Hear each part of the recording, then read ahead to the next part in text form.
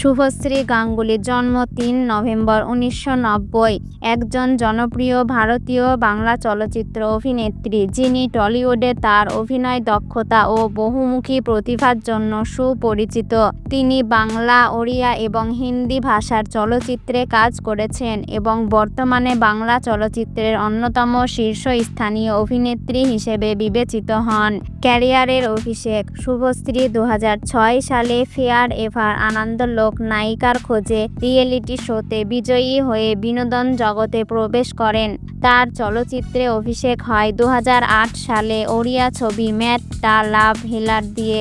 একই বছরে তিনি বাংলা চলচ্চিত্র পিতৃভূমিতে একটি পার্শ্ব চরিত্রে অভিনয় করেন, তবে তার প্রথম প্রধান চরিত্র ছিল বাজিমাত ছবিতে। তিনি জনপ্রিয়তা লাভ করেন চ্যালেঞ্জ ২০০৯ সালে, খোকা বাবু ২০১২ সালে, খোকা ৪২০ ২০১৩ সালে, বস 2 ব্যাক টু রুল ২০১৭ সালে, নবাব ২০১৭ সালে এবং চালবাজ ২০১৮ সালে ছবির মাধ্যমে। এই ছবিগুলিতে তিনি দেবজিৎ ও শাকিব খানের সঙ্গে জুটি বেঁধে কাজ করেছেন। অভিনয় দক্ষতা: ২০১৯ সালে মুক্তিপ্রাপ্ত পরিণীতা ছবিতে মেহুল চরিত্রে তার অভিনয় সমালোচকদের প্রশংসা কুড়ায় এবং তিনি ফিল্মফেয়ার অ্যাওয়ার্ডস বাংলা সহ বিভিন্ন পুরস্কার অর্জন করেন। ২০২২ সালে বৌদি ক্যান্টিন ছবিতে তার অভিনয় তাকে সমালোচকদের পুরস্কার এনে দেয়।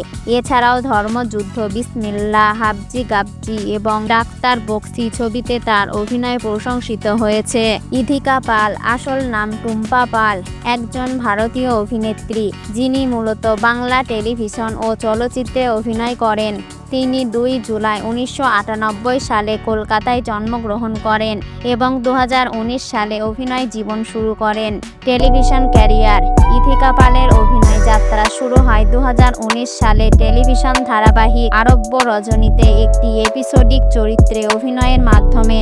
এরপর তিনি কপালকুণ্ডলা, বেদের মেয়ে জ্যোৎস্না, রিমলি এবং পিলু ধারাবাহিকে বিভিন্ন চরিত্রে অভিনয় করেন। ইমলি ধারাবাহিকে তিনি প্রধান চরিত্রে অভিনয় করে ব্যাপক জনপ্রিয়তা অর্জন করেন। চলচ্চিত্র ক্যারিয়ার: ২০২৩ সালে ইথিকা পাল বাংলাদেশের সুপারস্টার শাকিব খানের বিপরীতে প্রিয়তমা চলচ্চিত্রের মাধ্যমে চলচ্চিত্রে অভিষেক করেন। এই চলচ্চিত্রটি সে বছর সর্বাধিক আয় করা বাংলাদেশি চলচ্চিত্রে পরিণত হয়। ২০২৪ সালে তিনি টলিউডে খাদান চলচ্চিত্রে দেবের বিপরীতে লতিকা চরিত্রে অভিনয় করে প্রশংসিত হন। ২০২৫ সালে তিনি বরবাদ চলচ্চিত্রে অভিনয় করেন, যা বাংলাদেশের ইতিহাসের দ্বিতীয় সর্বোচ্চ আয় করা চলচ্চিত্রে পরিণত হয়। আমার চ্যানেলে যদি নতুন হয়ে থাকো তাহলে চ্যানেলটি সাবস্ক্রাইব করে রাখো পরবর্তী ভিডিও পেতে।